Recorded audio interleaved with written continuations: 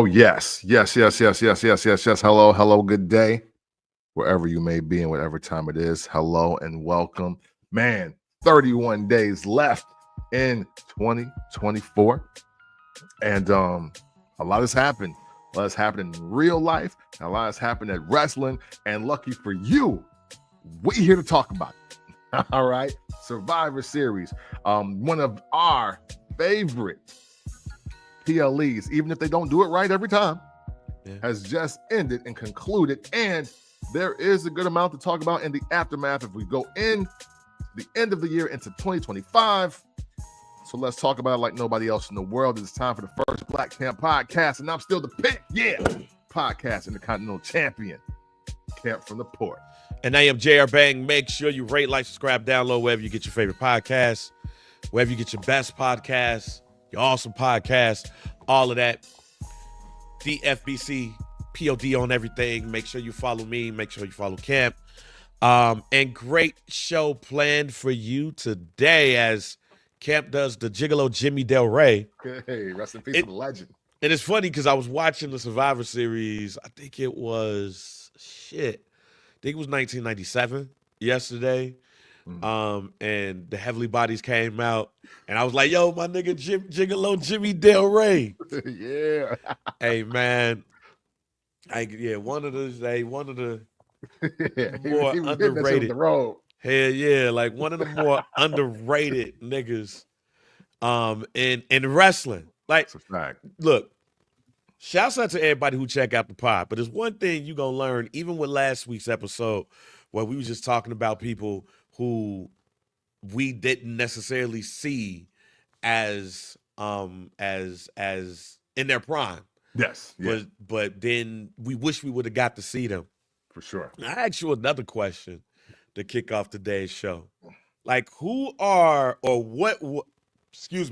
were some of the most underrated, like, moves or, like, just tidbits, or even, like, wrestlers that was never going to get the championship, was never going to get the brass ring, or, like, maybe it was an underrated moment when you look back that is like, okay, this meant more to me than what people might have think. I'll give you a perfect example for me. Okay. One of the things, like one of the more underrated moments for me when it comes to wrestling, that I don't think people really talk about enough, and maybe it wasn't meant to be talked about, was the tag team division in the early 90s. Specifically, how the fuck, like, Doug Furnas and Philip LaFon was, like, head and shoulders above, like, some of the tag teams. Yeah. It just showed you that they was, like, rebuilding, and you had the headbangers and all of that, and it really takes me to the headbangers. Like, once they got in full motion and shit, the breakup of the headbangers was hilarious to me. And how one of them niggas basically went on to be the Beaver, and he had the big titty white woman is like his I guess his stepmother porn thing. So like the WWE was very much ahead of the stepmother type of choice that you see today. I want to say that Beaver Cleaver concept birthed Brazzers, or Vince saw Brazzers before we saw Brazzers. Something. because I like obviously I'm not a fan of a lot of tag teams breaking up, but one that never really had to break up was the Headbangers. Like, they was never them. I don't know who the hot tag guy was. I don't know. Like, they were like, that was one of the most even tag teams outside of the Rock and Roll Express to me. Like, even though, obviously Ricky Morton's blonde and he talks better, so it does put him slightly above Robert Gibson, but man, the Headbangers was one of, like, the most even tag teams ever. It's like you create them. It's like you and your twin brother. It's literally like what the Usos would be with just out, ethnicity and push. Yeah, until they finally broke up. You know what I mean? Yeah, it was like no reason for the Headbangers to break up. But then when they did, and you had the Beaver Cleaver thing, and it's like, yo, why you got this? That ain't this supposed to be like stepmom or some shit? Like, yo, wow, this is when you go back into some small pockets of the Attitude Era, you really realize how much of a freak man Vince McMahon was. Oh, for sure. And that was one of the moments where when you look back, you like, that was just a little small blip Yeah. to where you was like, Vince, what was you thinking? But then when you go on Pornhub, you see what he was thinking. Yeah. Absolutely. It's there. It's It's right there in there. your face. Literally in some of the clips. That is all there. It's like, wow.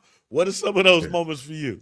Man, and you know what? It's wild that you asked this question. And now as I think back, I just seen this clip resurface on Facebook because I didn't even remember this.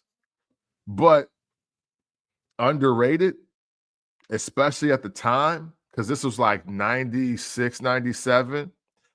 And even though they not them, the legacy of them is through the roof at this point. And that's the New Age Outlaws going over on the Legion of Doom to win the world WWF Tag Team titles. Yeah. I literally didn't like you. Obviously, we watching it, and it was big because like even the crowd is like, whoa, oh, wait a minute. The Legion of Doom lost to Rhodey and Billy Gunn. Rockabilly? Right. And Rockabilly at that time. Dude, the Rhodey and Rockabilly just beat the Legion of Doom on Monday Night Raw. Like that is, in hindsight, you're like, yo, that's when OGs be like, okay, wrestling's in the shitter. Yeah. Yeah. OGs is like, wrestling's in the shitter if that's what's happening. Like that is unbelievable. Fast forward, if all you know is the Attitude Era, the New Age Outlaws make perfect sense. But if you were just there, even just 5 coherent years before that, you're like, yo, what's up? Yeah. And it's funny that we talk about tag teams and about like tag teams that didn't need to break up and then tag teams that probably should break up. Like I equate tag teams to like rap groups. There's some people in rap groups that just need to go solo and we'll see what happens. But then there's some groups that just don't need to break up. Like Outkast to me is a group that should never break up. And I'm right there with you. Like they are so together where it's like, yo, why y'all doing solo projects? Y'all should just do music together. But then there's groups like the Lox or Mobb Deep. Not saying that Jadakiss or Prodigy was far in the head away from everybody, because I think arguably Styles P has the better discography from anybody solo on the Lox, right? Yeah. But you needed to see Jadakiss go solo. For sure. And you also needed probably Styles to go solo. You needed Prodigy to go solo. Who is a tag team that's, in your opinion, should have never broke up? And what tag team you just didn't mind breaking up? Man, okay. So I'm trying to think here. And immediately Kendrick and London. They should never have broken. They should have never broken up. Because they were literally the better version of the Rockers. Like, like they were like, if the Rockers was cold, it was them. You know what I'm saying? Hey, you know what? Hindsight being 2020 and not really knowing where wrestling was gonna go for either one of these guys. Hey, at the time, I thought the biggest mistake on earth was the Hollywood Blondes breaking up. Woo! Hey, we talking like, yeah, we see the next 3 years after that, but you couldn't tell. I'm like, yo, no, this is it. This is it. Pillman and Austin, yo, no, this is the one. I wasn't so sure that this was gonna work for either of them. The way that started off like hot, like almost instantly. So yeah, Hollywood Blondes was the one I was like, I don't know. I mean, hey, in a matter of speaking, only because of Austin's success, though, they proved me wrong. But you know, And I'll give one more that shouldn't break up. And again, hindsight is 2020, man. I was not sold on the Heart Foundation breaking up. Oh yeah, Brett, yeah. I Brett, was not. Brett and the Anvil. I'm like, can we do this? Let me say, and again, we're asking at the time. Yeah. Hindsight, of course, is 2020, and Stone Cold Steve Austin becomes him. Mm-hmm. But when the Hollywood Blondes broke up, I am with you. I was like, y'all sure? Are y'all positive? Yeah. About this? Because I am a Hollywood Blondes stan. Like, I was in school doing this shit. I loved the Hollywood Blondes. So when they broke that tag team up, I'm with you. I was like, yo, y'all sure about this? Y'all, what we doing here? Like, this is about as perfect you gonna get as a tag team. Yeah. And I'm with you on the Hart Foundation too. I did not see as a shorty Bret Hart being a star. I just didn't see it at all. And then plus Jimmy Anvil Neidhart, he always did the talking. And stuff. For me, Demolition, not only they should have just retired Demolition and nobody ended up in no other character. Bro, like, man. Once Demolition was done, Barry Darsow should have just went to WCW. Yeah. There was no reason for the Repo Man. Demolition, to me, is one of the more underrated tag teams, because as you grow up, you realize, they were a Road Warriors ripoff. It's like Road Warriors plus BDSM. Like, okay, Vince, you nasty. But Vince is on it. But when you break up the Demolition and then you make Barry Darsow Repo Man, it's like, oh, come on, Vince. Like, you broke them up just to do this shit. Like, nah, you tripping, Vince. Like, no, you tripping. Demolition, as soon as you said this is over with, they should have been Future Endeavor. They should have never went in a way where you saw somebody else. A tag team where they should not have broke up, Demolition. One that should have, though. And if done correctly, I think somebody would have been a bigger star. And it's one of your favorite tag teams that you've talked about on this podcast on many occasions. I think we're on the same page. Go ahead. The Young Stallions. Somebody should have broke up. Somebody should have went heel over another nigga. Like, man. Jim Powers or Paul Roma should have just been like, fuck it, and beat the shit out of their tag team partner, and their career would have been better. Like, they broke up to become jobbers, and they didn't even really break up. Like, I don't think, unless one of the old heads want to DM us and send us like a video of them saying, fuck this shit, we out. I just think that they kept wearing their red tights, but one became a jobber, the other became a jobber, and Jim Powers became the better jobber. With bigger moments. Like, if you look at jobber moments between the two, Jim Powers getting hit by Lex Luger with the forearm, looking at his mirror, that's the better jobber moment for Paul Roma and Jim Powers. But if Paul Roma would have just beat the shit out of Jim Powers, I think he would have had a better WWF career if that would have happened. But they just split and ended up jobbers, and then Paul Roma ended up in the tag team with Hercules, Power and Glory, which, no matter what y'all think, it is one of my favorite tag teams of all time, one of my favorite tag team moves of all time, and they just splintered them joints off too. And then one went to WCW as a tag team partner for Paul Orndorff, and the other became Super Invader. So it's like, those are my examples of tag teams that should not have broken up and should have broken up. But if you did it, you should have did it in a way kind of similar like how the Rockers broke up. Now, for sure. Before you go ahead. I just want to say real quick, because Paul Roma, I got this one real quick question.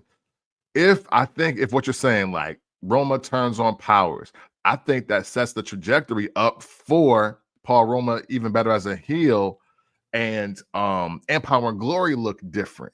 Because I don't know if you saw it, but for me, I just turned on wrestling one day and Paul Romo was a heel.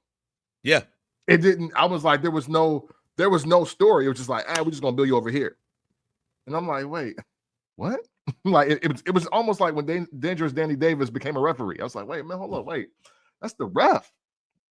And I think if they would have built that better, something greater would have happened for him just longevity wise.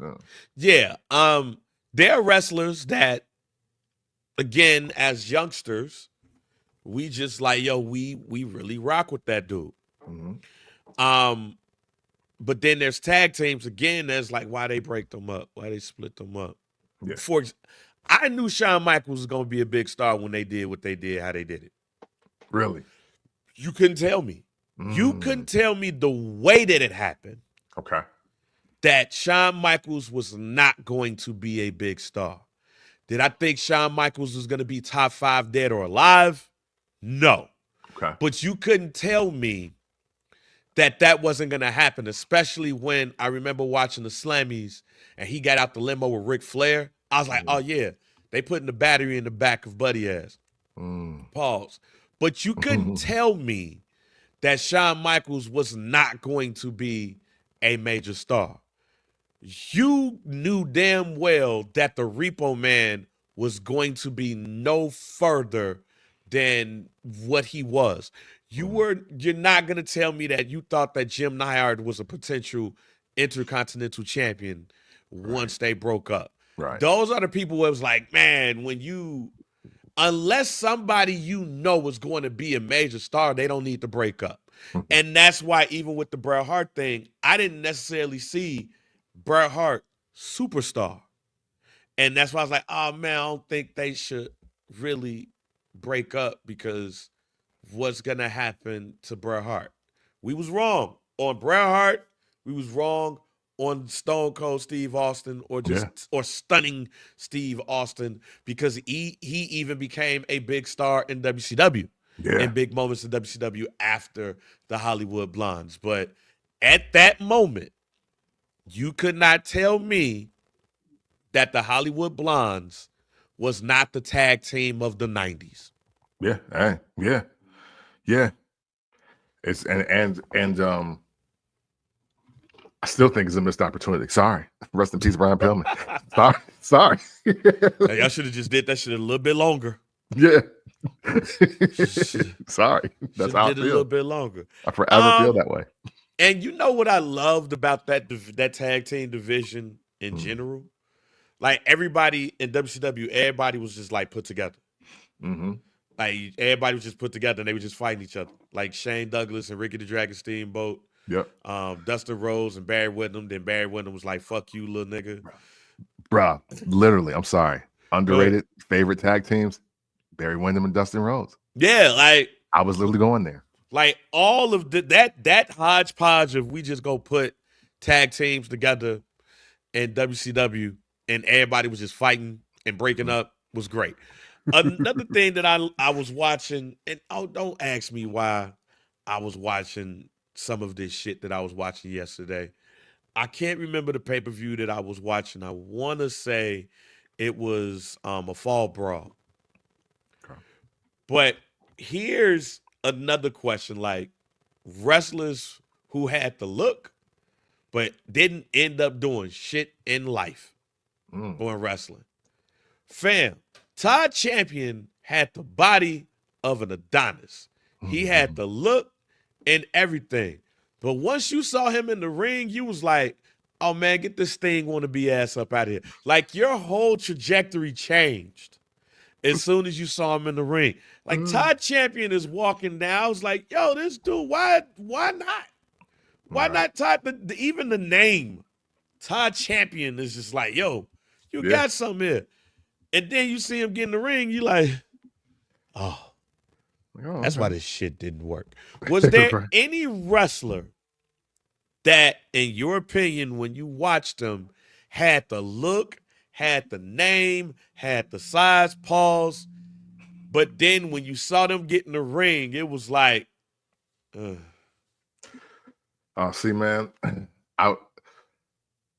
I like most of them in the ring, but maybe I need to go back. But I think I've brought this up before. going back to WCW, we do a lot of WCW reflecting here too, by Yeah, the way. we do. I told you Hey, I was a but- WCW oh, well. Oh, WCW well. stand. Yeah, it should inspire. But I'm gonna go watch the matches because maybe I was tripping in hindsight. But speaking of Todd Champion, Van Hammer, like I keep saying, because like yo, Van Hammer, especially for the '90s, the early '90s, he was low key on some like updated Magnum TA type shit as far as his look. And maybe it was the gimmick. Again, I'm not about to say that I know a 5-star match he had or whatever, what have you. Ain't but one. Ain't one. yeah, you know what I'm saying? But to fast forward, even though he's back, you know what I'm saying? I gotta go with my guy Sexy Jesus, Chris Masters. Chris Masters. And hey, Ross. Thank you. Nigga, I was literally you about to could say not A-Rod. tell me that Alex Riley wasn't next. Yeah. Alex Riley was supposed to be, in my mind, Alex Riley is supposed to be where Kofi Kingston them at. Yeah, Like, I'll use them. Like, he's supposed to be where CM Punk and Kofi Kingston and all of those folks are at. Yeah, hey, listen, for me, Ross, A-Rod was supposed to be the Miz that the Miz couldn't be. And I think that's why they paired them together like that. I had a very high trajectory for A-Rod just off the strength of, okay, so they put him with Miz, so maybe he can't really talk. But then he actually wasn't that bad. But unfortunately, yeah, I don't remember a time he was in the ring and I was like, okay, maybe this it. Like, yo, so that's crazy. That's crazy. But yes, A-Rod. I do got A-Rod on it. Literally was about to say that next.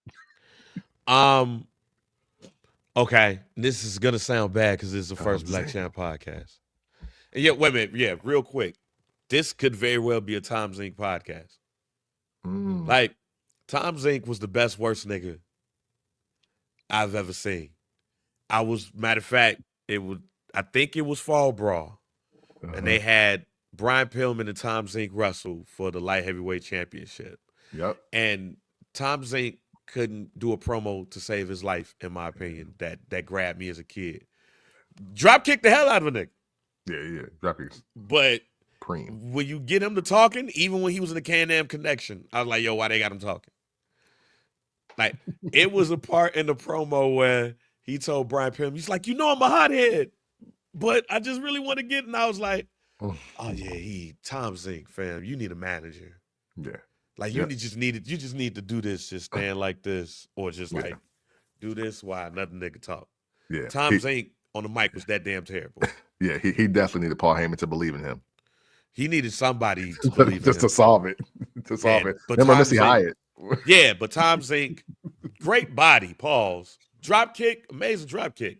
Yeah. But you get that man to talking, you like, yo, get the fuck up out of here. All right. Yeah. This is first Black Champ.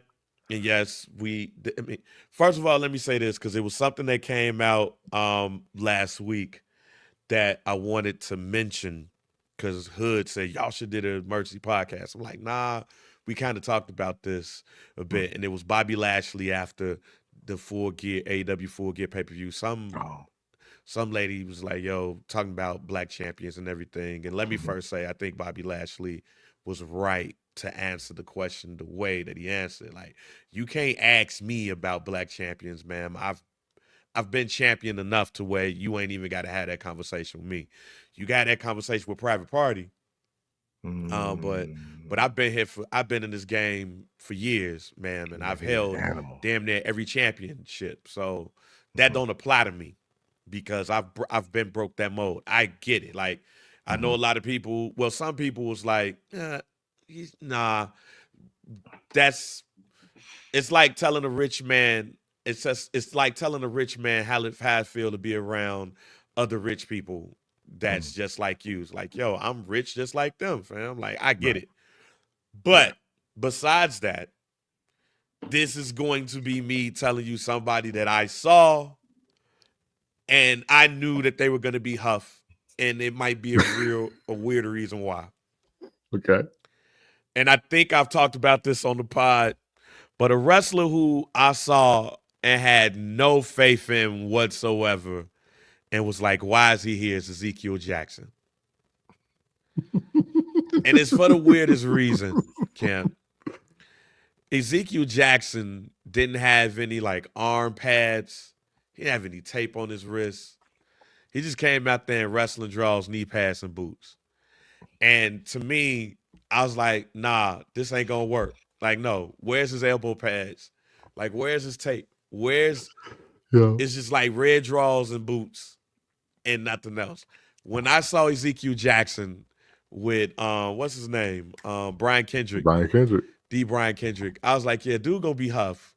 Like, I think they're gonna try to push him too. They're gonna try to give him the Ahmed Johnson push. And they did. Yep. But I had no faith whatsoever in Ezekiel Jackson at all.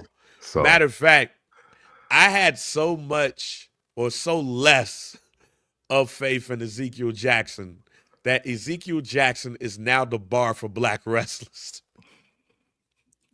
It's like when Big E came out, it's like, yo, just don't Ezekiel Jackson, my man. Like, and I was so worried they was going to Ezekiel Jackson him. Yeah. But he broke the mold. So Ezekiel Jackson is like, don't be him. He was that terrible to me. What's so wild about this? And I promise we did not rehearse this. We didn't plan this. This is not pre-show conversation. We didn't have a pre-show conversation. We just got to work. But dog, you're 1,000% right, because Ezekiel Jackson, I ain't gonna lie, a ring gear do matter. Yes. Ring gear matters.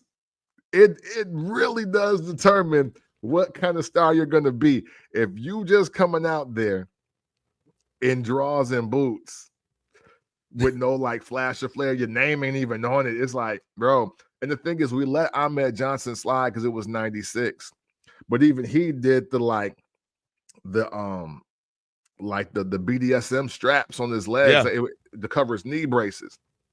So a certain element of that was kind of working, but no, Ezekiel Jackson, it was, I'm with you. I'm with you, because Mr. Hughes was more valuable just because, he about to wrestle in that. Right. Right. You know what I mean? There's certain things that's like, hey, look, D'Lo Brown took bumps in the Muslim fit before they gave him ring gear and let him wrestle. That meant something. Like, they said his name because he was like, yo, they knocking the kufi right off his shit. Wow. Like, and then wrestled in the chest protector. Yeah. You're right. Ring gear matters. It does, man. And Ezekiel Jackson came out there with red draws, red boots. That's it. And knee pads. And then was like, yo, if you're going to do that, you got to have like a pad or two. Something, man. Like, you can't be out here butt-ass wrestling naked. Yeah. That's Ezekiel Jackson was just butt-ass wrestling naked to me. Yes, you can overdo it. But, ring gear matters. And Ezekiel Jackson is the bar for me. He's legit the bar. Don't be like this. Right, yeah, like if somebody be like, oh man, Carmelo Hayes just losing. He's just losing. Like, what? As long as he's not Ezekiel Jackson, I'm happy. Yeah. Like, he's like, there's no swag to Ezekiel Jackson. Yeah. Sorry. At all. It's not.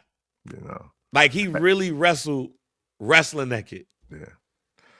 And what's so wild is when the Brian Kendrick is taken off as a character and he just standing there, like, it wasn't a Shawn Michaels Diesel thing.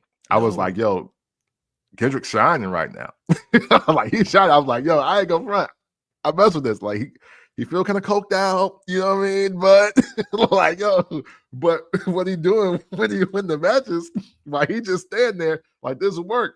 But yeah, he was dressed like he was going to the all white party, man. Like, he was on the way to the Happy People shoot. Matter of fact,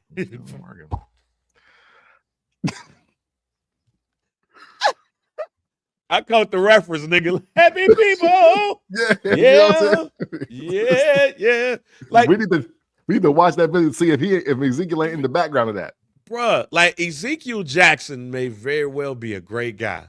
Mm-hmm. Ezekiel Jackson might be a great guy, married with kids, good father.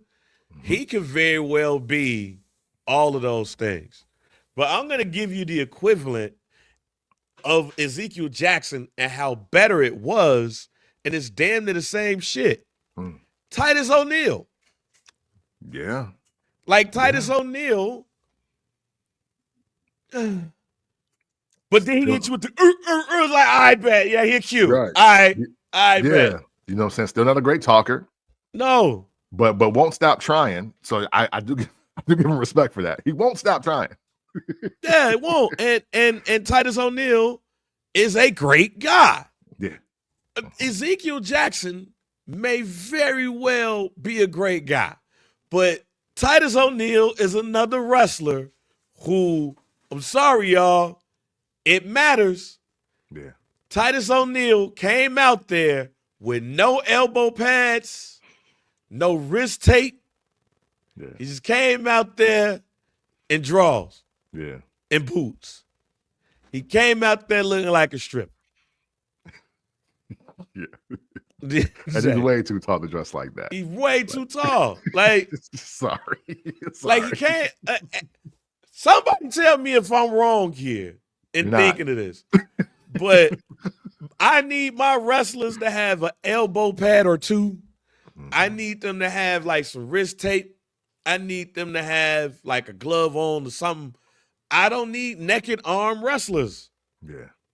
No, if you don't wear extra shit, I'm looking at you crazy. Yeah. You gotta know, you gotta be a great wrestler. Yeah. If your ring gear gonna be huff. At least have a jacket that you take off. I'm like, okay, you got to take the jacket off. You know, like at least that. At least that. That's important. You just came out there naked. Yeah. You just came out there wrestling naked. That's it. And Ezekiel Jackson, I'm sorry. There was like, okay, let's talk about wrestling niggas and ring gear real quick. Mm-hmm. The best is probably Booker T in Harlem Heat. Yeah. They the flames. Yeah. They had the elbow pads. They had the tape. It was color coordinated. All of those things. The Modi shades and the hat in the beginning. Apollo Crews, he's another one. Like Apollo Crews, things might not be working out the way we thought it could and stuff like that. Yeah. But he always dressed to the nine. Mm-hmm. Big E, New Day, always like they be dressing like goddamn anime figures and all of that shit. But look at the wrestlers we just talked about. They did something with their career. Ezekiel Jackson won the Intercontinental Championship. And I want to say he won that shit because they just needed to put it on somebody before we could give it to Wade Barrett. Yeah, that's when they didn't care about the title. They were just trying to get new guys on the title, to be honest. So yeah, man, look, Ezekiel Jackson may very well be a great guy. Yeah. He might be. But he's my bar of terrible black wrestlers. He is. And it's partly because of his ring gear. He just looked like a big black dude in draws. Yeah. And not for nothing, to kind of solidify your point, in the ranking of black wrestlers, there should be no way that we could logically rank Stevie Ray over Ezekiel Jackson just on the eye test. Yeah. And I'm telling you, I got Stevie Ray way ahead of Ezekiel Jackson. and yeah, I forgot. Ezekiel Jackson won the ECW championship too. But Ezekiel Jackson. He won Vince's ECW title. Yeah, like Vince saw Ezekiel Jackson, was like, yo, I think I could get this Ahmed Johnson swag back. Mm-hmm. But it was no swag to it. Like, what did Ezekiel Jackson do, y'all, other than that? Other than this, What did Ezekiel Jackson do? Yeah, man. Monty Brown gave us the pounce. Titus O'Neil gave us He was a Q. Ezekiel Jackson gave us not a goddamn thing. Oh, And man. when you look at Titus O'Neil and Ezekiel Jackson, they both had naked arms. But one did this with it, and the other did this with it. And Titus O'Neil was more cultural when it came to that. So it was like, we let that pass. Yeah, man. Hey, listen. Ezekiel Jackson is, Yeah. Hey, I'm with you. Hey, and because it just came to my mind, hey, shout out to Rodney Mack. Yeah, like Rodney Mack. Come on, man. Like Rodney Mack had the tattoo. He looked like Ray. Like Rodney Mack looked like Ray a little bit. Like if Ray was a wrestler, if our nigga Ray was a wrestler, Ray would be Rodney Mack. Thugging and bugging. Hey, listen. Hey, about 20 years ago, Ray was thugging and bugging on New Year's Eve. Like he was thugging Get on my and own bugging shit and on start New stealing Year's that Eve. here. Yeah, all right. Question of the day. See if y'all answer this shit. But as far as black wrestlers go, who is your bar for a terrible black wrestler? Like, who's the bar for you? Like, don't be Ezekiel Jackson. Maybe for some people, it's like, don't be Elijah Burke or some shit. Even though I fuck with dude heavy. You know, Elijah Burke was hard. Yeah, somebody might be like, don't fuck with Mr. Hughes. Like, just don't be Mr. Hughes or don't be Ice Train. Like, who is that black wrestler's like? You saw him on the screen, and all right, this is even better. This is even a better way to explain than we could talk about last night. Anytime we watch a game show, right? Anytime we watch a game show, damn. Okay, I'm taking bread. Yes. I'm taking bread. Anytime you watch a game show, you go, I want the black team to win. Facts. It could be Wheel of Fortune. It could be Guts. It could be Legends of the Hidden Temple. It could be Jeopardy. Want the black people to win. Who's that black wrestler where they came onto the screen and you was like, I don't care if they win or not. Just get them off the screen. Oh man. Yours is. You know, I ain't gonna lie. No, I'm going with Maven, and I forgot about Maven until 3 weeks ago because Maven is now on like a promo run, making it sound like he a first ballot Hall of Famer. He got a pod, like he got a pretty decent video following on YouTube and everything. Yeah, and look, and no disrespect to the guy because I know that he was kind of like the first Michael Sam of the WWE, at least out loud anyway, or something like that. But Maven ain't gay. Yes, he is. He is. Yeah, that's why the Ric Flair promo was the promo. He was like, when he's like, I had more championships than you had women. That's because he know that he's homosexual. At least that's the story. That was the story. Are y'all sure? Hey, look, they said Ric Flair cut that promo because Maven is homosexual. I ain't know. And that's why it's thing. If you remember, Jerry Lawler in the cut on that same episode of Raw, I ain't know. he was like, Ric Flair's a 16-time champion. And then he's like, well, he's saying Maven, and then Jerry Lawler kind of like cut him off, like, yo, hey, I didn't know. Well, I swear to God, I did not know. Hey, listen, this might be first black champ, told y'all first, or this could be just rumor gone wrong. But I remember because it was him, and then it's Orlando Jordan. That's how the hierarchy went to me as far as wrestlers coming out or being perceived as. They said Maven was homosexual, and because they were trying to say that's why he didn't get his push after winning Tough Enough, because of he's a gay wrestler. Hey, look, I'm only telling y'all what I saw and read in the 90s, early 2000s. I'm today years old, knowing that. Hey, listen. I just used to laugh because he ain't had no facial hair. So, yo, And, that was the thing. So, and now I feel bad in my choice outside of Ezekiel Jackson. I feel bad in my choice. Yo, hey, listen. Again, maybe there's an episode where he's gonna clear that up. Now, mind you, wait a minute before we even say anything. We are Live Your Life podcast.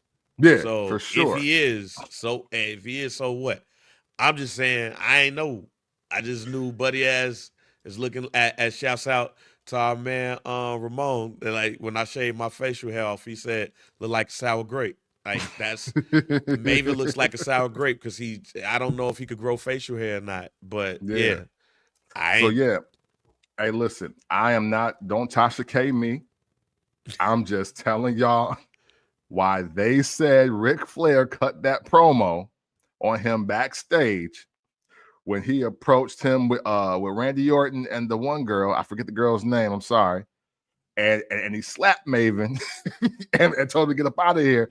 He was like, yo, he's like, I'm about to show you something. I've had more championships than you had women. And I was like, it went over my head. I was like, oh, he's saying he don't get no pussy. But fast forward, though, when Jerry Lawler's doubling down on what he just said, it was just like, oh, and then it was like, oh, well, Maven's gay. He's that's why you've had more championships than he had. Wow. Hey, look, I'm today years old and knowing this, but it makes me feel bad. And the wrestler that I'm gonna bring up, but a wrestler who I did not give a damn about, of another wrestler that I just like when I saw him on the screen, I just like, and it's not because of his sexuality, ladies and gentlemen. This was before he went to TNA and everything went up. Orlando Jones. I thought Orlando Jones was the worst. I was like, JBL, you couldn't find another black guy. I thought Orlando Jones was the worst, my G. And then, oh wait, well, hold on, real quick. I'm sorry. Go ahead. Can I say Orlando Jordan because Orlando Jones? That's my bad. Drumline. My bad. See, look, just in case. Orlando Jordan. So let me rewind that. Orlando Jordan was the worst to me. I was like, JBL, you got to go find you another black wrestler. Orlando Jordan is terrible. When they had my man, put the relaxer in his head, I was like, nah, Jack, y'all wild. Why y'all got him out here with the relaxer like in his head? Why y'all got him out here looking like Eddie King Jr. when he got out the bed? Why does Orlando Jordan has this in his head? Now, when he went to TNA and shit went left, I was like, okay, that's an interesting character. Yeah. How they doing this? That character drew me in and had me more interested than being part of JBL's cabinet. But there was nothing did they put a belt on Orlando Jordan? Like, did he win the United States Championship? Yeah, I was gonna say, he won the U.S. title. Yeah, Orlando Jordan was the wrestler for me that when he wrestled, it's like, I don't care if that black person win. Like, yeah, because the cabinet ran the table. They had everything. Yeah, I just want to make sure. Yeah, I just want to make sure he's that wrestler. All right, man. Let's move on because I didn't call Orlando Jones gay. You said Maven gay. Yeah. Somebody's gonna listen. Flair said Ric Flair, Jerry Lawler said it. Yeah. Told me. Like, somebody's gonna listen to this. Like, Hood's gonna listen to this podcast and be like, "Hey, y'all wild for this one." Yeah. Hey, and listen, I do want to say again, don't Tasha me. No Tasha. If I'm wrong, I'm wrong. I'm telling y'all, Ric Flair, Jerry Lawler, Jim Ross is cut in, and then like after when he got released, they were saying that was why. That's all I'm speaking to. Oh, well, we'll see what happens. So look, Survivor Series was last night. Yes, Survivor Series Wars Games was last night. And before we even get to the part of the pod where we're talking about some of the matches, like overall, what did you think about the pod? I mean, the wrestling show. Like, what did you think about the PLE? Man, you know what? A lot of unnecessary things happened. It was a little over dramatic for me. And with that all said, I'm gonna give it a solid 3 out of 5 off the rip. I'm just gonna give y'all my rating out off the rip. 3 out of 5. And it struggled to get to that 3, but I'm gonna be respectful of the stories that they're trying to tell. But but no, we can officially go back to the 80s format, 80s, 90s format for Survivor Series. For sure. Yeah, I'm not mad at what they tried to do. Mm-hmm. I went to sleep a couple of times. Like I dead ass went to sleep a couple of times, and I didn't have any extracurriculars either. And I wasn't just like overall tired. It was hard between the War Games matches. Mm-hmm. It was difficult for me to keep my attention. Because so much was invested, but also like the other matches came out of nowhere. When we did the prediction show last week, we was just like, yo, they gonna put something else up in here. And they did, and in my opinion, I'm not sure that was the right thing to do. They could have did the traditional Survivor Series thing. But let's go to the top of the food chain. Let's go to the OG Bloodline versus the new Bloodline. And the OG Bloodline won, and it was no swerves. It was no shocks. It was no swerves. The guys won it. The OG guys won it. You in our Facebook group was like, after this. Why? Man, I said that because, man, how anticlimactic for that. You know what I'm saying? Like, honestly, I was praying at the point where when Roman extended his arms out and Solo was there saying it didn't have to be like this.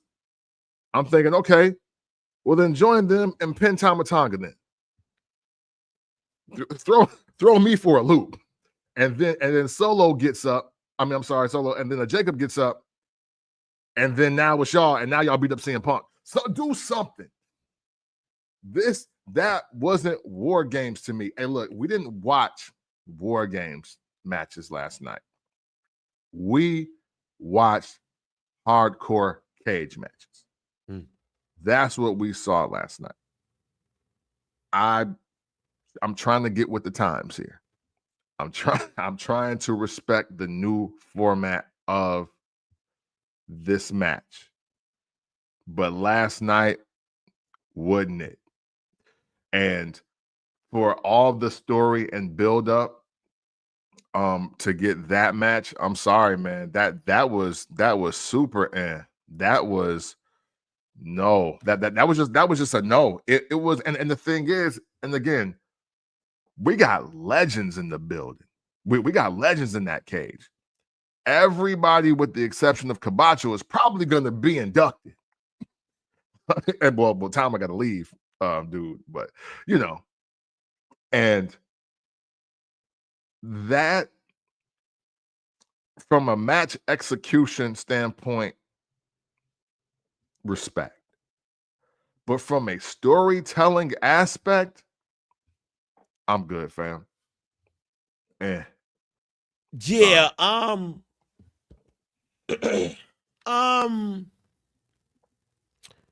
I love the match. Let me just say this. I love the match. What I think the WWE did a bad job at is just closing out the show. They just kept bringing camera views, and you see the referee telling the team to do this, and CM Punk left and came back with instructions. They put up the ones, and he put up the that thing, and I was just like, hey, if ain't nobody coming out in this shit. Right. Like, you ain't got to keep grasping and giving us, like, making us feel like something's going to happen. I saw that, and I was just like, okay, something must be happening the way that y'all continue to prolong this. And that's what made it anticlimactic to me. If they would have just ended the match, put up the ones, they up in the cage, and then that's it, then that would have been it for me. And then you go to Michael Cole and them, and they start doing the post show. But you didn't. And that's what made it anticlimactic to me, because it was like, okay, y'all are pulling strings here. Yeah. But the match to me was a great match. Okay. The match to me told a story. The match to me, like most of these, when you put people in it, is the other person gonna turn on somebody else? What's gonna happen here? It does raise questions on what's next for the new bloodline, if there is a next. Yeah, see? Right there.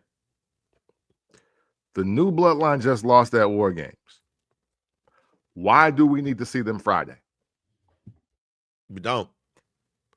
The way that they lost too. Yeah. Like the way that they lost too. And mind you, again, I think the match was great. I think it just leads to questions or just doubts on what's next. So whatever happens on Friday, it needs to show up and show out. But if nobody is going to come out, then you're left at the end seeing Roman Reigns tell Solo, like, come in, like, let's end this, fam. Hugs. And Solo, like, fuck this shit. And they all do their finisher, and then it's over while everybody is laying on the ground.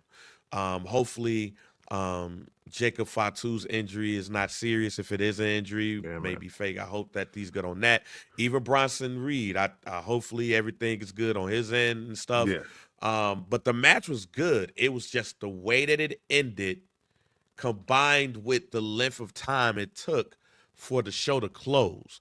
It was waiting. You were waiting for something else to happen, and nothing else happened. Matter of fact, the only thing, in my opinion, after the match that really made sense and made a good question was CM Punk hugging Paul Heyman and saying, "Hey, remember you owe me a favor, and I'll let you know when I need that, but I'm gonna need that." But then when you saw Roman Reigns interaction with Paul Heyman, he just put his head on like his shoulder, and that's it. So it made you go, all right, what's the relationship with those two? What's the relationship with those two? But then after that, the damn lower third should have came. It should have all rights reserved, executive produced by, and then run the montage. That didn't happen. Right. They slow walked their ass up the ramp.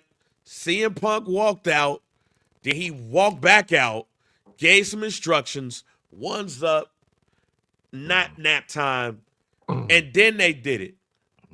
With the Right. Yeah, man. What I love about Roman Reigns as the tribal chief character is that, man, does he sell so subtle. And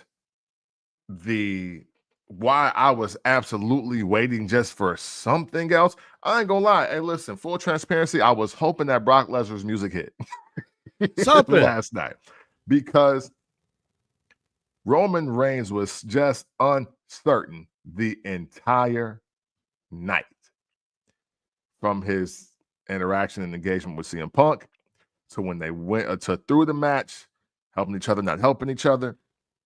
And then when we get to the end of the match, when to me, and I'll speak to this only, when I see how Roman Reigns reacts to Paul Heyman, I was like, he think that he about to take him out, and he got to get him first.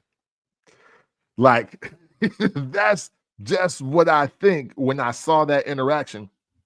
And when CM Punk and Heyman interacted, and when Punk was like, "Hey, we owe each other," so I was like, "Oh, okay, what is about to happen next?" So I like it because it looks like now Jimmy, or Big Jim, as Corey Graves let us know all night. Pause. Big Jim and Roman are now absolutely a tandem of some sort. Paul Heyman, who should never be a face, is now incoincidentally dealing with two super faces. There is more story to be built here, but where do they go? Because we're running out of bloodline business, especially bloodline business that matters, because I know outside of January 6th, but Jay got to go back to Raw. Yeah. So does Sammy. CM Punk wants the title. So he should be in another program. Like all of that. Again, you got to sell me on tomorrow. What are they going to do Friday? I would love to know where this could possibly go, because I don't want to see 30 minutes of celebration. Right, and I think we all know where part of this is going to lead to, and it's going to be The Rock. This is why I had said on last week's show, I didn't think The Rock was going to show up. Mm-hmm. I thought it was going to be the Paul Heyman swerve, which starts the setup to this. And maybe it still might happen. But even after last night, I'm not mad at some of the questions that I have when it comes to Roman Reigns and CM Punk. Like when we get the Royal Rumble time, will CM Punk want Paul Heyman to cash in on his favor and something happens there? Will this lead to Roman Reigns and CM Punk? I wouldn't mind that at all if The Rock is not going to be involved. Like, what is going to go on here, right? I'm not mad at those questions there. I am only talking about the new bloodline and the questions there. But even still, and just thinking about what we're talking about here, Roman Reigns is still telling the niggas in the OG bloodline what to do, for the exception of Jay. Yeah. He told Sammy to go out there instead of CM Punk, and Sammy was looking like, oh, okay. And of course, Jimmy gonna do whatever Cuz say. Even when they got there, Sammy and Jay was already there. Jimmy pulled up with his cousin. Like, what? Now that this is over, I want to know what the dynamic looks like. Jimmy is gonna be riding with Cuz, but Jay is going back to Raw, as you said. Sammy is going back to Raw, like you said. CM Punk is going back to Raw. Bronson Reed is going back to Raw. So who's gonna help out Roman when the rest of the bloodline is there? The new bloodline is there. But what's up with the new bloodline? We predicted that Jacob Fatu would be the shining star. I'll say he was one of the shining stars. So him, Bronson Reed, and Jimmy Uso, Big Jim. They was like, yo, this your night, cuz. Yeah. They told Jimmy this your night. Hey, the three people that needed it got it. And I felt that was really important. I'm glad I was not wrong about Jacob. Hey, man, he just need to chill out in the high impact move so he can finish a match. That's about it. But yeah, hey, Bronson Reed, again, hey, man, because I'm the payoff guy. I thought everything that he did in that match, that spoke to, okay, yes, I'm destructive, but hey, man, you can put me in some situations. Like, I'm not gonna drop the ball completely. And Jimmy, yeah, absolutely. Nobody's bitch needed this.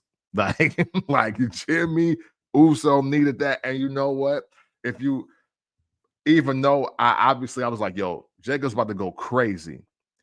When I thought about it, and I was like, yo, I'm happy that Bronson Reed is just in the match that matters.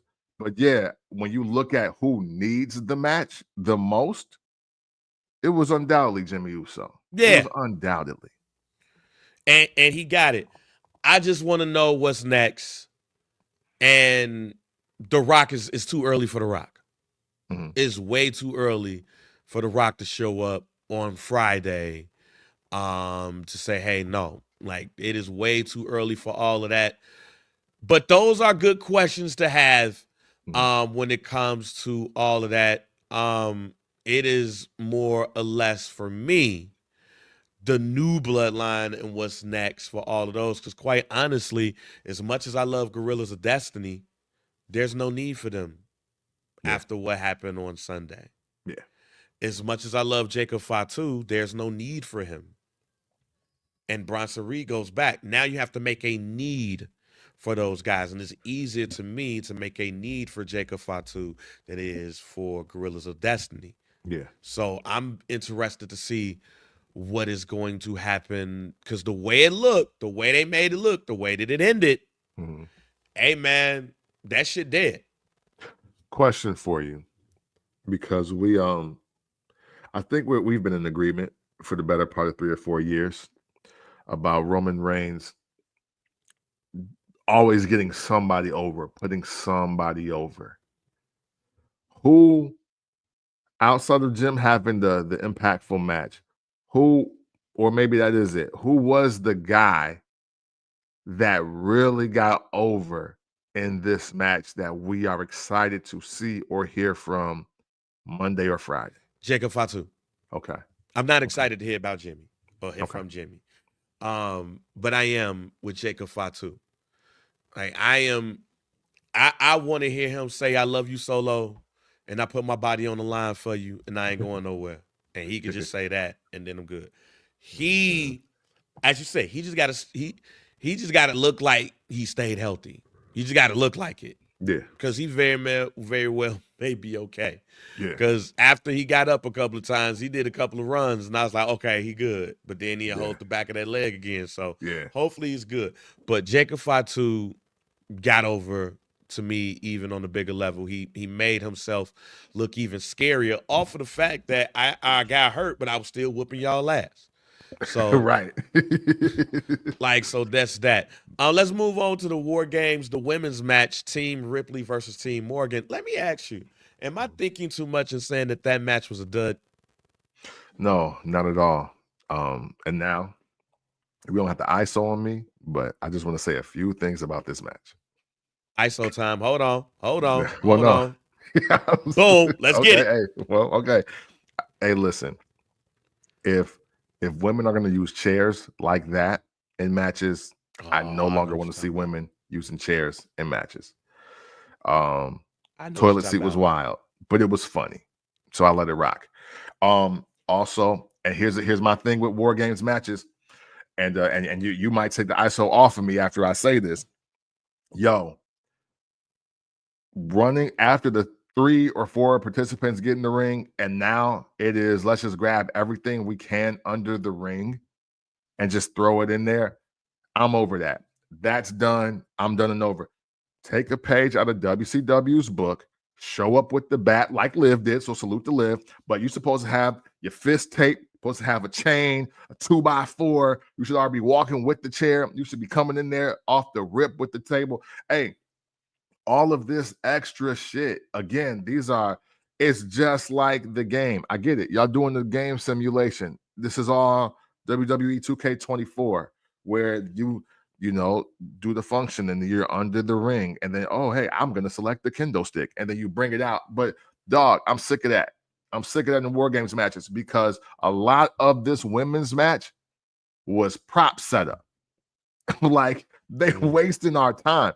Bianca Belair's the first 2 or 3 minutes, it was her grabbing chairs and grabbing tables and grabbing the fire extinguisher.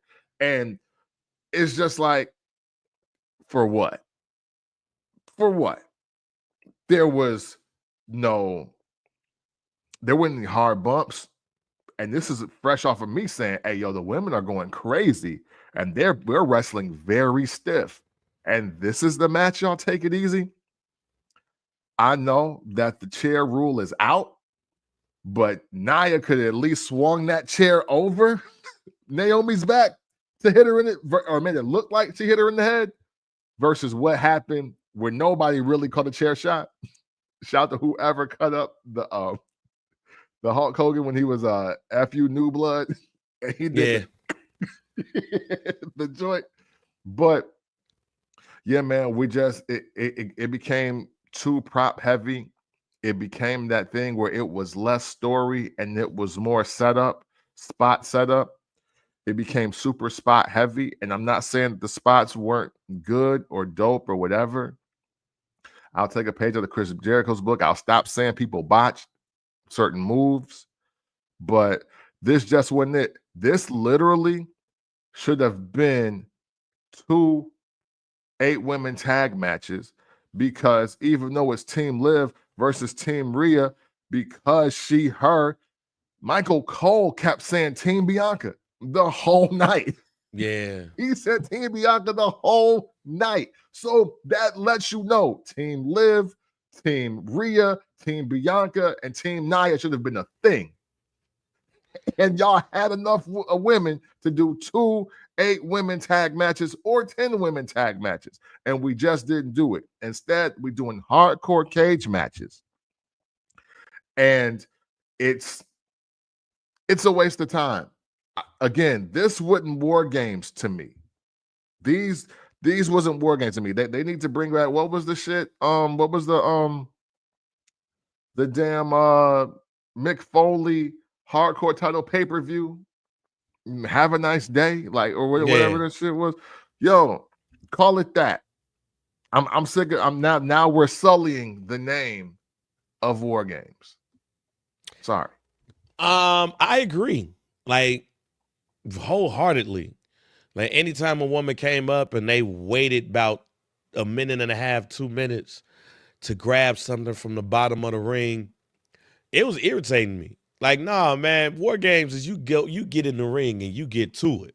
Yeah. It ain't let me wait half of this time while my tag team partner's getting their ass beat to go grab a weapon. And yes, Nia Jax should be ashamed of herself the way she was wielding that chair. Yeah. I was watching it like, the hell? What are we doing here? Like, what are we doing here? Facts. Like, if War Games is the get to it match. Yeah. Like, exactly. Hell in a Cell to me is not even a get to it match. No. War Games is the get to it match. Every other cage is a story to tell. Mm-hmm. War Games, get to it.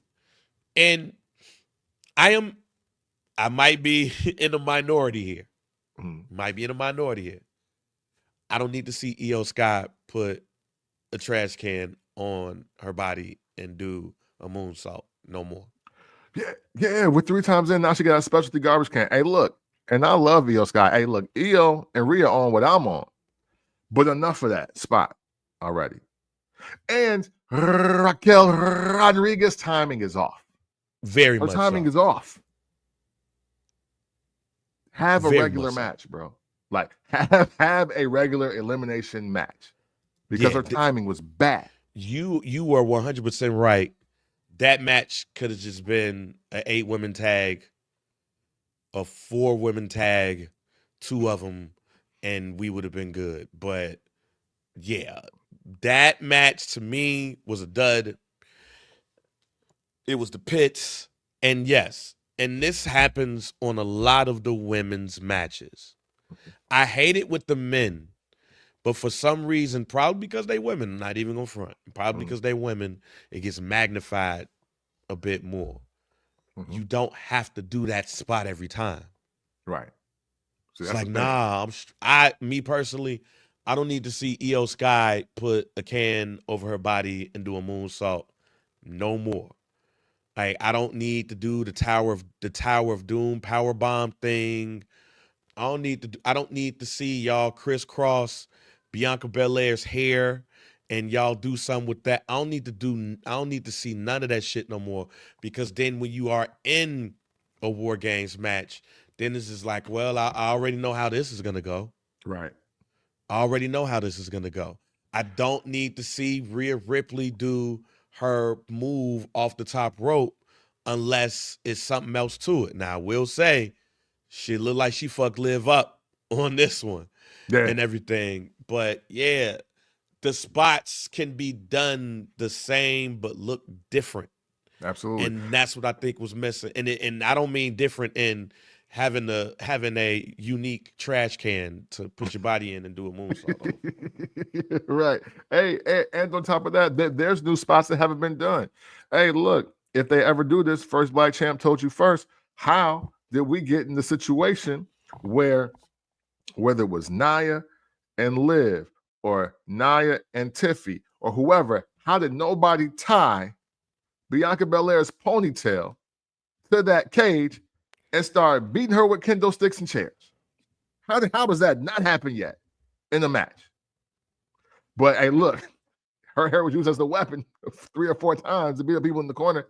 We're not being innovative with the spots. I'm not sure who's producing the women's matches or if they're giving them too much free reign. But man, hey, and this is because look, when the dudes do it, it's whack too. I'm sick of the superplex. from I'm the sick of the corner. super. Look, I'm sick of the superplex.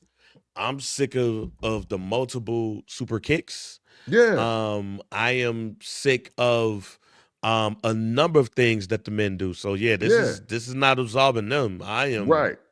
The thing is, hey, because now even the people that started watching 10 years ago are pissed. Like, y'all got to do something else. Like, it's time to raise the bar now. Like, if now this is for all of the new wrestling fans that have come in when the Shield debuted. So that's 2012. So now it's 2025. Let's just count it. 13 years from that time. It's time for new spots. It's time for new energy. It's time for new production. We've spent our wheels on this. Or again, we could just stop doing these matches because the 10 women in this match are more than capable of giving us great matches with no objects and no cages. So it ain't that. We not one of them podcasts that's talking that kind of shit. We're saying we know the talent. We love the story. Give us a better climax. And there's nothing wrong with men asking for a better climax. not at all. With that being said, let's move over to I ain't gonna front. My favorite moment of the night. LA Knight, Shinsuke Nakamura, and Shinsuke Nakamura's new thing. Hey, I know they changed it again. I know sure. it sounded like something else on SmackDown. But this one knock. Yeah. This one you can rap to. Yeah, this one is better than the Asian Limp Biscuit one. Yeah, it is. Sure. Yeah, it is. Yeah, no. When all of that started happening, and then I saw that pocket. I saw that pocket. I said, man, West Side Gun smoke this if y'all don't get on this Shinsuke. Mm-hmm. I heard the pocket. There's a good 16. There's a good 16 in that Shinsuke joint. That theme and I've said this on the show before. Sometimes I hear new theme music and I see new interests, and I'm like, hey, that person's about to win. Mm-hmm. Yeah. When Shinsuke Nakamura came out with that new music, I was like, yeah, he's winning tonight. Like, matter of fact, I said on my couch, this might be a squash match. That was kind of a squash match. Yeah, I was gonna say low key. Low key. Like, what are your thoughts on this match and the anticlimactic end to LA Knight's U.S. title reign? Man, the one thing that went through my mind consistently through this match is that, even with Vince gone, we do not give a damn about this U.S. title. Mm-hmm. that was number one for me. You know what? Debuts, re-debuts, reintroductions, just like ring gear, matter. I can't front. When I saw Shinsuke's entrance at a Survivor Series, I was like, they gearing him up for something. Man. And I like the helmet with the mask, like that, like his gear was fly. Like, it was hard. Like, he looked like Darth Reaper. You know what I'm saying? The samurai warrior. That's what he looked like. And not for nothing, I haven't been impressed with this title run from LA Knight, but I'm not going to blame him. I think if anybody was a victim of bad booking this year, it is LA Knight. Yeah. I'm just going to be 1,000,000,000% honest on that. I would love to say that they're gearing him up for something bigger, but man, I don't know. He must have too much dip on his chip backstage or in the locker room, because what the hot streak he was on, chasing a belt or chasing a W, skip chasing the belt. The hot streak he was on chasing a W has all but fizzled out completely as we come into the close of 2024. So I'm confused. But hey, look, strong showing by Shinsuke. He's officially back. I don't want to hear any of the Shinsuke stands or the New Japan stands or the 5 star indie wrestling match fans ever say some shit about how Shinsuke don't get an opportunity and how he don't get a chance and how he need to win this and win that and have this? No, he's damn near done everything. And he comes back at a moment's notice and does it. Like low key, he Asian Charlotte Flair. It just don't be the world title or the WWE championship. That's the only difference. So, I still don't think the U.S. title is on the right person. I don't know what to say about that. But again, hey, listen, just from a guy that's been watching wrestling a little while, once we start doing U.S. Opens and open United States Championship challenges, the title's getting dropped. Yeah. I don't think we're going to get this with Shinsuke. Again, I love that theme. I love his entrance. And what I did not like, which made all of this even more anticlimactic, is basically they're like, yo, he had to get in LA Knight head. He dropped the belt on the way to the ring, blah, blah, blah. Now, I got a feeling LA Knight wasn't feeling a lot of this shit. I just have a feeling that LA Knight is just like, oh, man, this is what we're doing? Fuck it.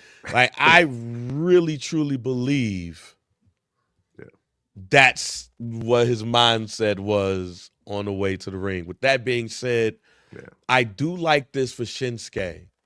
It's just you got to feed him the right people to make the right faces to make him the type of heel that it looks like you're going to make him. And what I mean by that is y'all just made this man a scary heel. Yeah. Y'all, Triple H digged in the crates. He dug in the races, or let me not say racist. Yeah.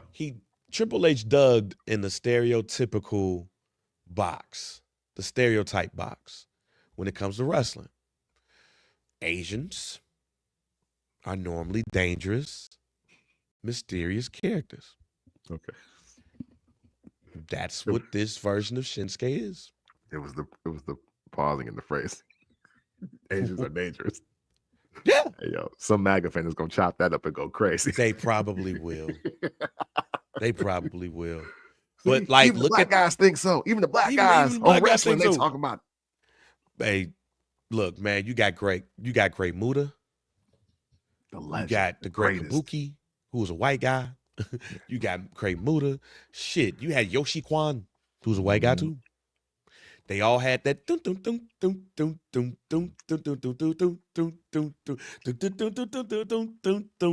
RZA. Come on, Swiss Beats. Like, you had that thing. You came out to the ring slow. You had some paint on your face. Mm-hmm. And you spit some shit out. Mm-hmm. That's Shinsuke. Mm-hmm. However, only the Great Muta made me go, oh, shit. This Shinsuke is scary. Mm-hmm. Yeah, fucking people up. Mm-hmm.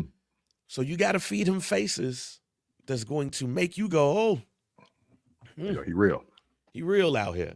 If you do this and LA Knight has to come back, then you could get that momentum back. If you say, yo, we have a return match on SmackDown this Friday, LA Knight versus Shinsuke, and he wins with a roll-up or something, then it fucks all of this up. So, but this version of Shinsuke, I'm with. And sometimes, look, ladies and gentlemen, I'll be the first to tell you, sometimes stereotypical characters works in wrestling.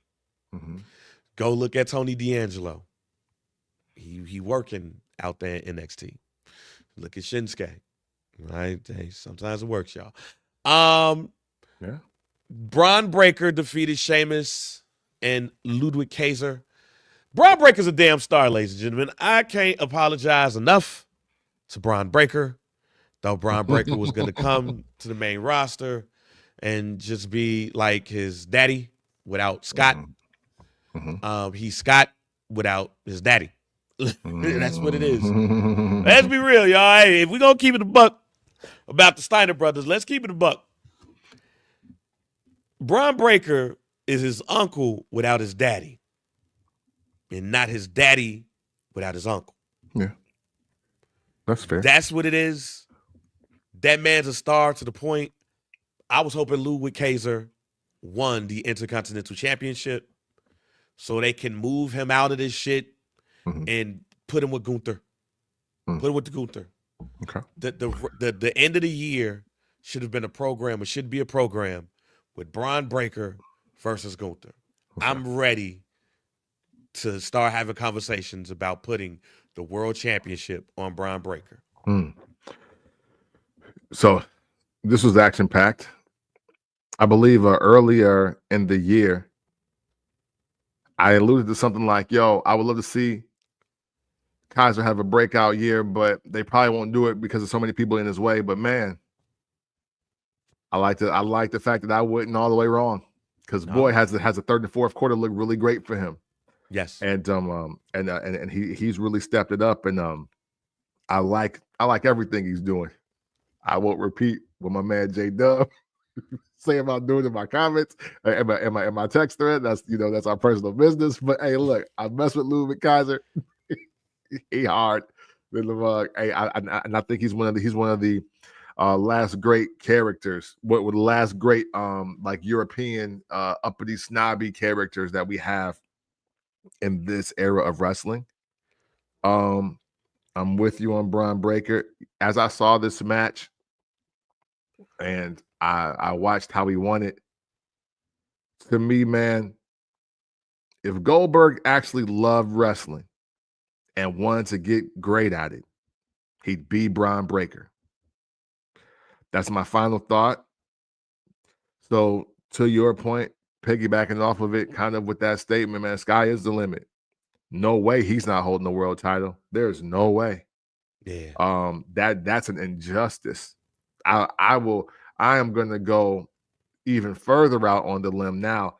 If Braun Breaker's career ends without him being a 3 to 5 time WWE and or world champion, the company has done something wrong, or he's violated every single policy known to man on the way to the top.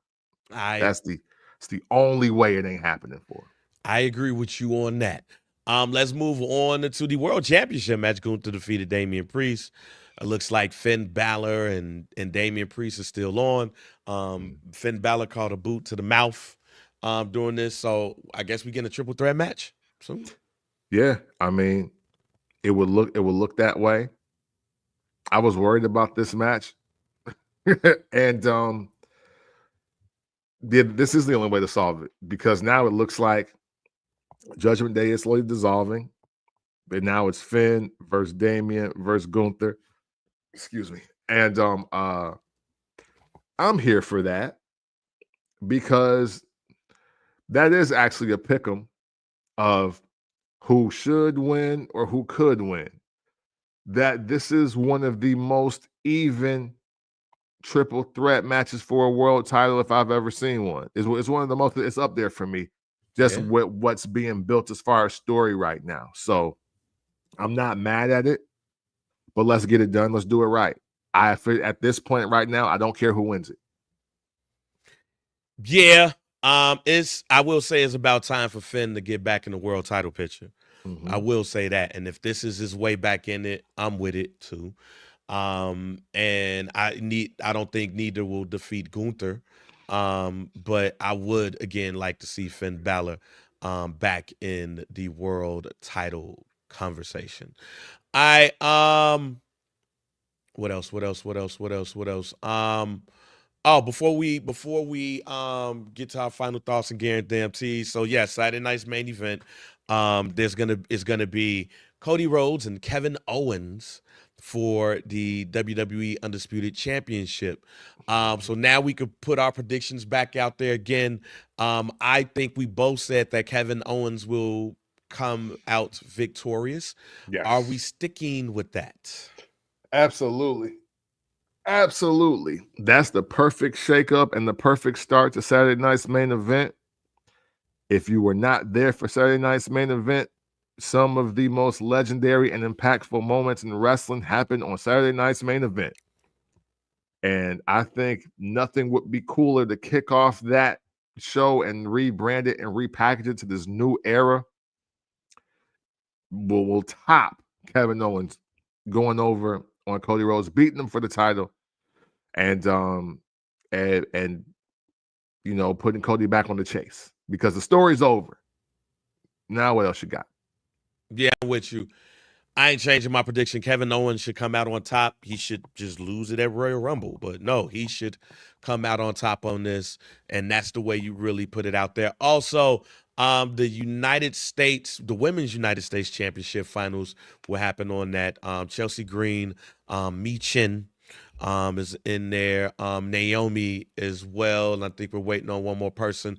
We'll see between three other women. I think Tiffany Stratton and two other people. I can't remember who. Yeah. But we'll see what's going to happen there. But we all feel the same way. Chelsea Green for the win. No matter. I ain't picking her. Whoever it is, I ain't picking her. I'm picking Chelsea Green. Picking Chelsea Green for the win. But they did announce that the Women's Intercontinental Championship is going to be happening after that. And I hope that my prediction rings true. That is somebody from NXT. Wink, wink.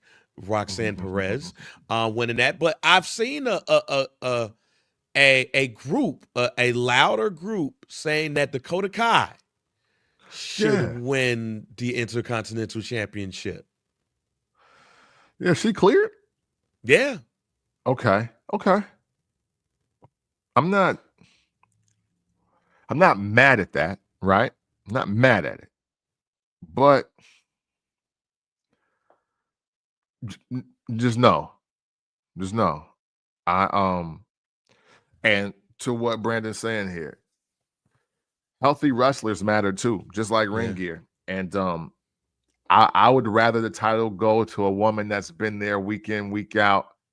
And I know injury is kind of inevitable and unpreventable. You can't kind of gauge or, you know, predict how that's going to go. But I'll tell you what, if we're not putting, you know, an Io Sky or a well, Liv already has a title, so like even a Raquel or a, you know, another woman that's really been there and putting in the work, a Naomi, then I think we're making a big mistake at what, one, the Intercontinental title represents just as a name, and two, how it's going to be contested and competed for in the very near future. I've heard other people say Natalya as well, because the history of the Hart family and the Intercontinental. No, y'all just Googling now, bro. Yeah, we just doing shit at this point. Talking to me. Like, we just doing shit at this point. Yeah. If anything, the only other person other than Roxanne Perez I think should get that belt is Zelina Vega. Yeah. Outside of that, nah, I'm straight on that, and I'm barely straight on this Zelina Vega shit too. Even though I love a little bit. But but Roxanne Perez, I think that's the move right there. Hold on, I think it was some it was something else I wanted to ask you. It was something else I want to ask you, but I might have to just wait till the next episode to ask you that question. Oh, was Tiffany Stratton not cashing in the right call? The way they set it up, yes. Because, I mean, even though they lost the match anyway, it's still but why do it this way right now? Like, see, now, because then she ends up a face also. She helps Team Rhea win and gets the title off a heel. But it's like, so now you're going to go to Raw and now it's you versus Rhea for the title? Like, you know what I mean? It's just the setup was just wrong. I love having the briefcase in the garbage can. That was ill. But man, I just would have rather they tried that when the match was over or when it was clear that one of them was going to flip for the better. You know what I'm saying? Or for the worst, I guess, is the what I'm trying to say here. I feel you on that. Guarantees. Do you have any guarantees this week? Yes, I actually got two. Okay, let's get it. I actually got two. My first one, which is I think kind of softball. I think LA Knight loses the US title. I think he lays low. I think he debuts on January 6th on Raw, on Netflix, because Raw is Netflix starting 2025. And I think that's him coming out, and getting Raw the jump start it needs, because he's no longer going to be on SmackDown. I don't care about the draft. The draft don't exist no more. The draft don't love nobody. So I think that's what's going to happen for LA Knight. If it's still a 3-hour show, I got him debuting in like the second hour. And that's going to be his story. My other guarantee, and this is the one I thought about the most. My other guarantee is a story development guarantee. I believe Bayley took out Jade Cargill on accident. I think that we're going to show surveillance footage, right? Because the interesting story that's being built here involves Bianca, Jade, Naomi, and Bayley. Naomi is the girl saying, no, Bayley actually cool. That's my girl. I'm Team Bayley all day. And the other two are like, who happen to be the tag team champions, are like, I don't know. That's your girl. You deal with her. I kind of feel like there's going to be some surveillance footage or some extra bonus footage that exists that shows Jade trying to press Bayley. They get into a little scuffle, and she just accidentally gets knocked off the building onto a car. And it was like, oh shit, I didn't try to do that. Like, I wasn't trying to do that. I was just trying to get the girl off me. She was beating my ass. And so it causes a rift between the tag team champions, and it's Naomi on the sideline like, yo, why'd you even do that? Like I said, she was cool. Because what has to happen, if I'm sticking to my script, we need to fast track Jade ASAPual. On this roster right now, who better to really get her in ring shape than Bayley and or Naomi for what Jade can do? So now that's off the storyline, but I do see a program in which Bayley versus Jade, Jade versus Naomi, but it all stems from an accident that left her out of commission and unable to compete in War Games. And hey, look, even given this, why does Bayley, out of all people, come out to help Bianca Belair? Oh, because I feel bad about what happened to your homie. So I disagree with you, Okay, on your guarantee. okay. Only because it aligns though with my guarantee. I think we're gonna find out that Bayley and Naomi took out Jade Cargill. Oh shit. Okay. I think we're gonna find that out. And it's gonna lead to a tag team match between the two. And that's how you're gonna get the belt on them. In fact, I think that Naomi, if I got the brackets right, because I don't have it in front of me, but Naomi should wrestle somebody on the other side for the United States Championship match.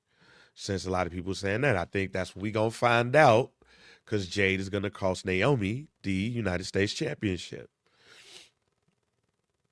against Chelsea Gray. I think that's how we're gonna find out.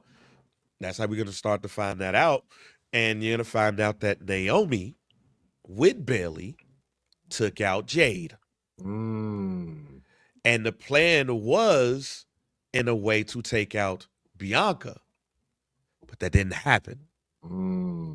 But it's going to be Bianca and Jade versus Naomi and Bayley for the Women's Championship, which put the women's championship in a prime position. Yes. With those 4 fighting over it. I It like makes it. the women's division stronger. Because I she like it. sure was Bailey my girl, Bailey my girl, Bailey my girl. Yep. I think that's what we got right there.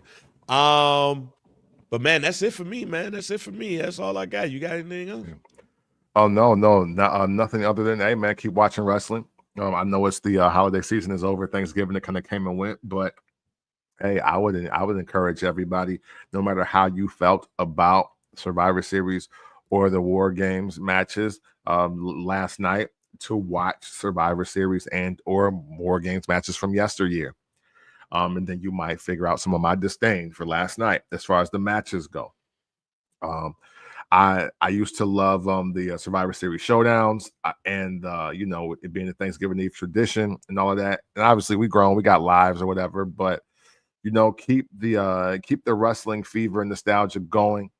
And keep watching War Games matches, keep watching Survivor Series, the OG pay-per-views, everything before 94, if I'm being specific. Yeah. And yeah, man, hey, enjoy your life, man. 31 days left. There's only 31 left. So do your best. Yeah, so close us out, Kemp. All right, man. Hey, we appreciate y'all checking out the first Black Champ podcast. Hey, this show, like every other show, man, we just appreciate you all. The FBC community, your likes, comments, shares, questions, your threads. We find out new information, whether it's real or fake or just funny. It's just funny to say. Conversation that's great to have. I'm here for it all. And obviously, Bang and I can do the show without all of you, but your contributions to our community make it that much more special. So we sincerely appreciate and thank you for doing so. And always remember, if you ever want to talk about wrestling in an unconventional way, you do so by checking out the first Black Champ podcast. Pick VP DOC. We are out. And I got it. Hold on. Oh, no. Brando, don't go nowhere. I remembered it. Before we get you out of here, Kemp, before you even say that, Brando, totally forgot.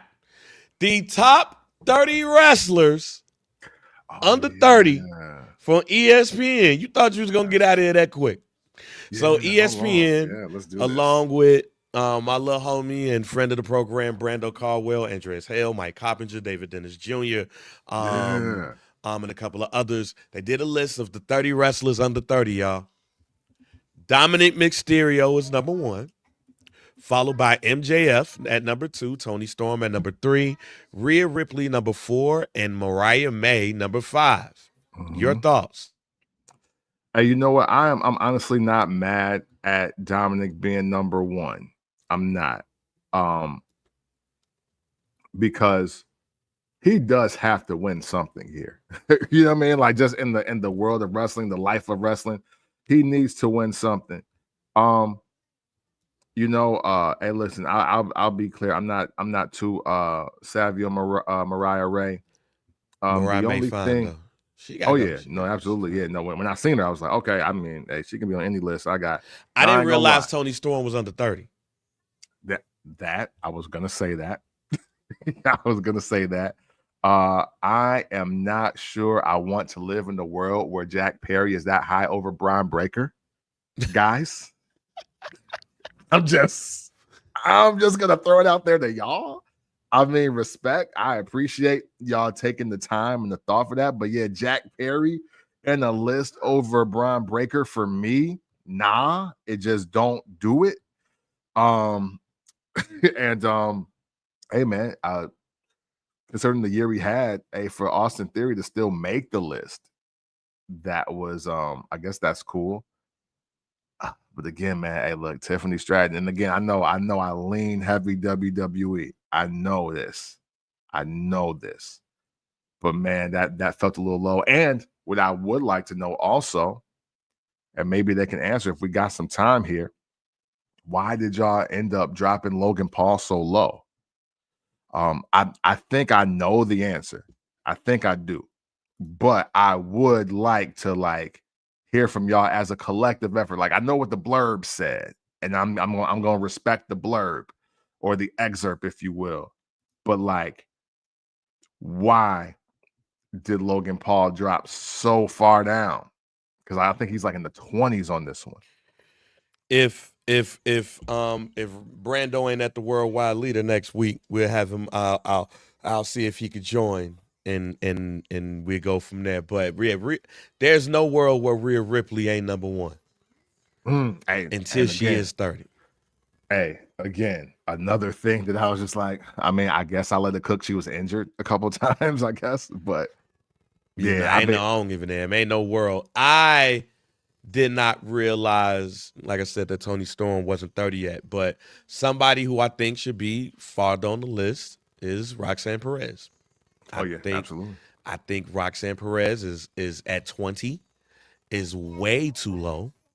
I think she's held down NXT on the women's side for the last year and a half. But yeah, there's no world that she's not top 10 to me. So Brando, y'all need to fix that shit because she needs to be. Hey, yo, and not for nothing, the boy Wheeler Yuta should be higher. Nah, I'm not a Wheeler Yuta fan. Yeah, I'm not.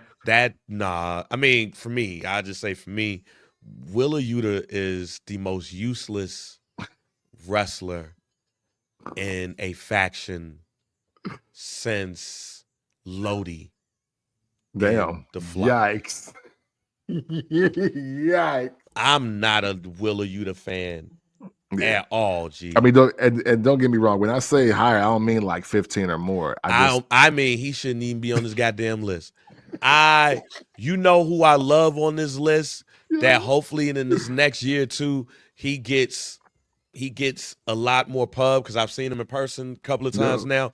Gabe Kidd from New Japan Pro Wrestling. Like he's probably gonna be the next leader of the Bullet Club, and he goes. But outside of that, like the list is solid, but for the exception of like Wheeler Yuta is just useless to me, Jack. Like how you hate Johnny Wrestling is how I hate Wheeler Yuta. He's useless. I'll honor it. Like this whole thing with him joining the group of him like crying and I don't know how to do it. Like, nah, like they got Wheeler Yuta being a bitch. Like he's Big Show bitch level, but just small blur. Yeah. Hey, hey man, and sometimes I just give you credit for making me believe that that's who you are. Yeah. you are who you show me. Hey, that man, fuck Johnny Wrestling. Yeah. Hey, facts. Hey, look, hey, you know what? Just for you, my man. Fuck Wheeler Yuta, man. Fuck Johnny Wrestling. Yeah, they trying to make him heal. They trying. Fuck him still.